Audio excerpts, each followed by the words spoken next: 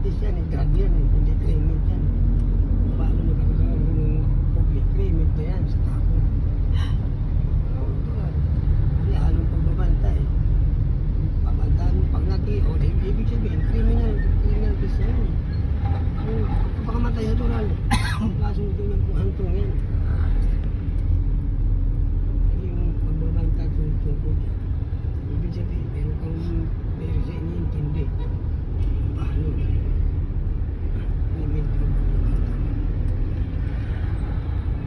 Hindi aksidente yun.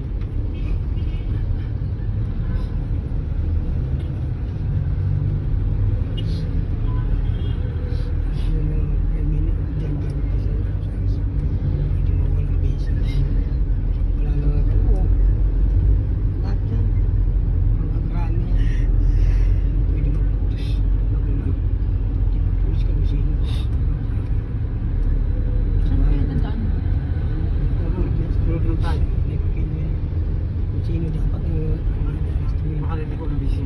Ay, marami na. Dito sa lingat to.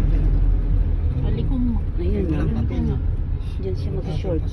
Sa uyo. Dapat may location. Mas matraffic pa naman ang edit ang daan. Alam mo naman ang limit yan pagdating magpalaban. Hindi maraming madadamay na squatter. Hindi sa ang gulo na ginagawapan niyo. Alam mo naman parang police drug road. Diba? Hindi naman krimen ko yan eh. Ngayon tayo na naisip na ganun. Kaya yun ang mga kaso niyan. Kasi yung kaso ng police, criminal case lang. Diba? Hindi naman sa drug case eh.